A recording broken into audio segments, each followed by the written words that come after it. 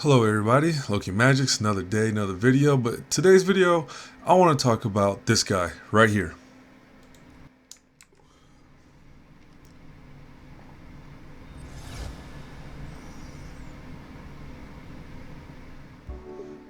Okay, so this is my Tormin the Code. I did fuse him. I did get his books all the way up except for one. I'm missing just one book, but I'm kind of glad because I really don't like this champion anymore. Oh, I did his masters too, by the way. But I'm not here usually, right? When I get a new champion, I like to do reviews and tell you like, oh, you can use them here or whatever, right? But for some reason, this champion just does not excite me, and you guys might be like, okay, that's crazy, whatever, right? But I'm not here to talk about if this is a free-to-play friendly champion or not, if the fusion event is, even doable, nothing like that, right? But I have a much bigger concern.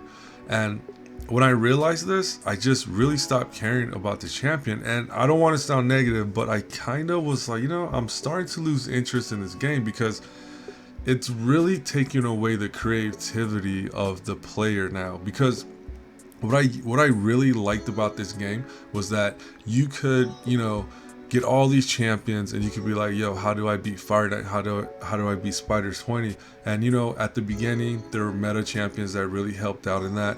But slowly people started using rares and different things to start beating Spiders 20, right? So that was really cool. Even Clan Boss, you see, all kinds of team compositions. We got the Unkillable. Now I don't know if that's cheating or not, but you do have team compositions like that. You got the Immortal, you got clean compositions too, where you just use debuff extenders, and there's just so many ways to do clan boss, right? But when it comes to arena, I feel like we are starting to go the wrong direction, and it kind of just made me not care as much about arena like I used to. When Platinum first came out, it was crazy, man. Like, it was super good, right? Because people got excited. Arbiter was the meta, right? Everybody had Arbiter. All the top players had Arbiter, but we started to slowly see different team compositions. We started seeing Raglan, Warlord, Rosin, Scarhide, right? Different leads instead of Arbiter, right? People were doing different things, and it was really cool. But now when Tormin the Code came out with his passive, this right here, it kind of just took me back. And I was thinking all day today, I was like, what is it about this champion I don't like? And it all started with Harvest Jack.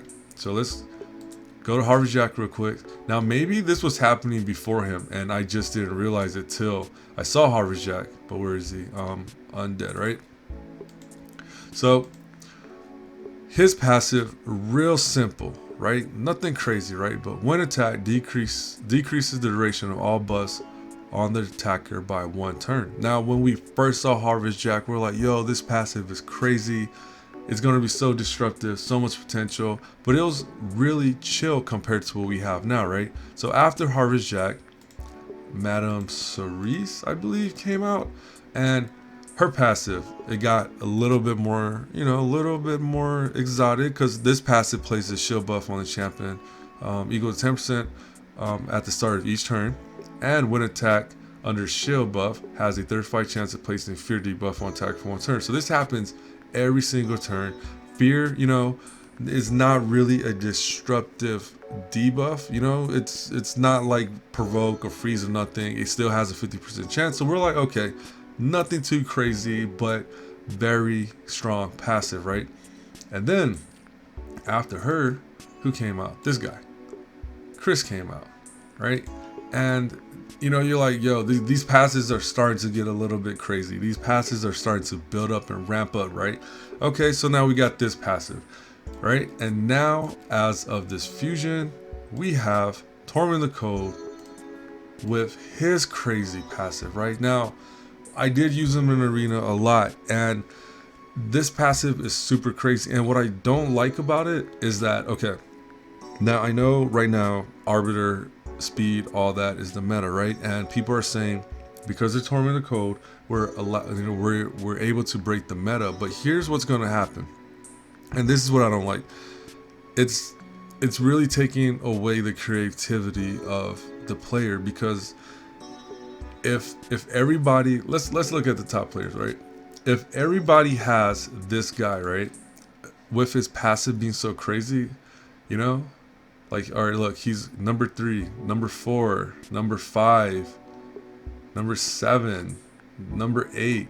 Pretty much almost all the top player pretty much has Tormin the Code now, right? And what's going to happen is when you're going against a team like that, because of this passive is so weird that it's not even going to be about your skill no more. It's not even going to be about how good you are as a player. It's just going to be all RNG. It's just going to be, you know, did this skill proc for you in a certain order that helped you out so you could beat this team. And I have examples of this, right?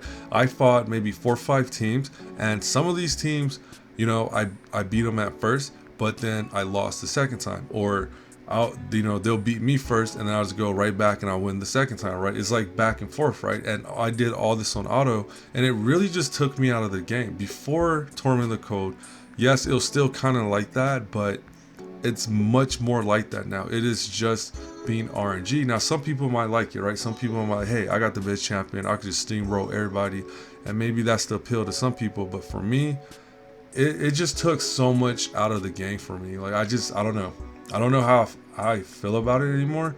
Maybe you guys could tell me in the comment section, but it's just not as fun anymore, knowing that at the end of the day, you know, right now, yeah, we're trying to like figure out what's the best artifacts and gear, but when you're on top of the pyramid, right, when you're on top of that meta pyramid and you're going against the same champions with crazy passives like this, it doesn't even matter no more who's the better player. It's all going to boil down to who has the best gear and the best RNG luck, right? And I don't know if I'm going to enjoy a game like that. So that's where I'm at with all this right now. You know, I wasn't really trying to sound negative or nothing, but it just really took me out of the game. This, you know, I'm just not feeling these passes, man. Like these, you know, because, okay, let's say, here's an example, right? Let's say the resist and immunity set becomes the new meta, right? Speed is not the meta no more, you know, resist and immunity.